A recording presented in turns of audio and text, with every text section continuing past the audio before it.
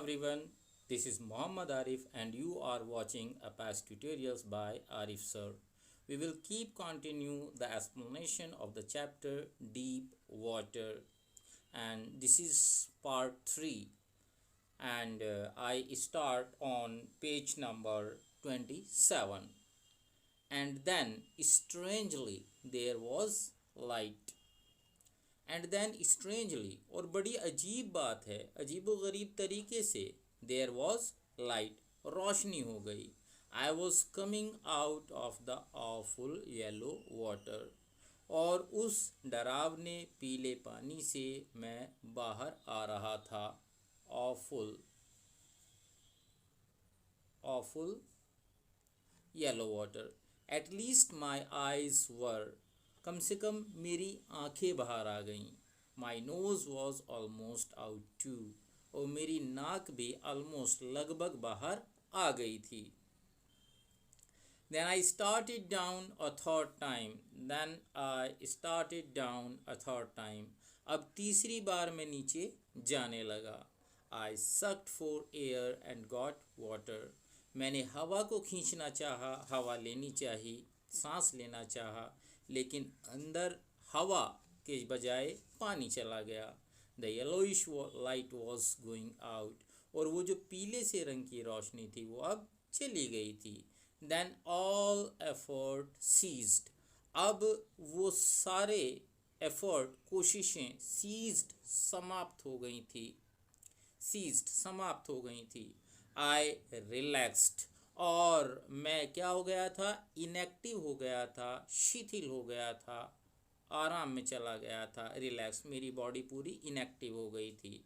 Even my legs felt लिम, यहाँ तक कि मेरी टांगों में भी लंगड़ाहट महसूस हो रही थी. And a blackness swept over my brain, और एक स्याही, एक काला घना अंधेरा मेरे दिमाग पर छा गया था. इट वाइप्ड आउट फियर, और इसने डर को साफ कर दिया था, निकाल दिया था, पोंछ दिया था. इट वाइप्ड आउट टेरर, इस चीज़ को ये डगलस 2 बार कह रहा है. दैट मीन्स वो इसको स्ट्रेस आउट करना चाहता है, इस पर स्ट्रेस देना चाहता है, जोर देकर इस बात को कहना चाहता है कि उसने मेरे डर को ख़त्म कर दिया था. There was no more panic, अब और अधिक घबराहट नहीं थी. पैनिक, घबराहट नहीं थी. It was quiet and peaceful, अब चारों तरफ शांति और सुकून था. Nothing to be afraid of, अब डरने के लिए कुछ नहीं था. दिस इज नाइस, ये अच्छा है. To be drowsy, drowsy sleepy, उनींदा, नींद में होना. टू गो टू स्लीप, नींद की ओर चले जाना. नो नीड टू जंप, अब छलांग लगाने की कोई आवश्यकता ही नहीं. टू टायर्ड टू जंप, और मैं जंप लगाने, छलांग लगाने नहीं लगा सकता था क्योंकि मैं बहुत अधिक थक गया था. It is nice to be carried gently, और ये अच्छा है कि कोई आपको उठाकर आराम से ले जा रहा है. Nice to be carried gently, आराम से उठाकर ले जा रहा है. To float along in space, और ऐसे जैसे आकाश में घूमना या ऊपर आकाश की ओर तैरने जा रहा हो. टेंडर आर्म्स अराउंड मी, मैं नरम नरम बाहों में था. टेंडर आर्म्स लाइक मदर्स, ऐसी नरम नाजुक बाहें जैसी माँ की होती हैं. Now I must go to sleep, अब मुझे सो जाना होगा. I cross to oblivion, oblivion कहते विस्मृति को कहते हैं, जहाँ जो मेमोरी है वो फेड हो जाती है. आई क्रॉस टू ओब्लिवियन, मैं विस्मृति की ओर चला गया, यानी मुझे कुछ भी याद नहीं रहा. And the curtain of life fail, और जो जीवन का पर्दा था वो गिर गया. The next I remember I was lying on my stomach beside the pool vomiting, और अगली चीज़ जो मुझे याद है वो ये याद है कि इसके बाद मैं उस पूल के किनारे उल्टियाँ करते हुए पेट के बल लेटा हुआ था. The chap that through me in was saying, वो लड़का जिसने मुझे फेंका था वो कह रहा था. But I was only fooling, लेकिन मैं तो केवल मजाक कर रहा था, फूलिंग मजाक कर रहा था। Someone said, किसी ने कहा, द किड नियरली डाइड, लड़का लगभग मर गया था। बी ऑल राइट नाउ, अब सब ठीक होगा। Let's carry him to the locker room, आओ हम इसे लॉकर रूम लेकर चलें। Several hours later, कई घंटों बाद, I walked home, मैं घर की ओर गया। I was weak and trembling, मैं कमज़ोर हो गया था और काँप रहा था। I shook and cried when I lay on my bed, मेरे मुंह से चीख निकल जाती थी और मैं काँप जाता था जैसे ही मैं बिस्तर पर लेटता था। I couldn't eat that night, उस रात मैंने कुछ नहीं खा सका। For days a haunting fear was in my heart, कई दिनों तक, 4 days, कई दिनों तक, a haunting fear, एक बस जाने वाला डर, in my heart, मेरे हृदय में था। The slightest exertion upset me, थोड़ा सा भी परिश्रम, exertion, थोड़ा सा भी परिश्रम मुझे क्या कर देता था, मुझे थका देता था या फिर मुझे घबराहट पैदा कर देता था, मैं घबरा जाता था।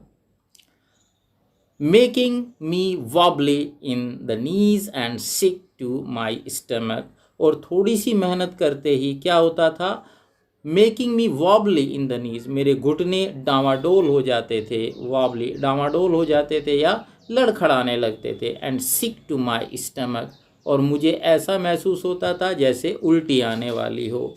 आई never went back to the pool, मैं फिर कभी वापस पूल पर नहीं गया। आई फियर्ड वाटर, मैं पानी से डरता था। I avoided it whenever I could, और जब भी मैं पानी के पास होता था तो मैं इसको नज़रअंदाज करता था।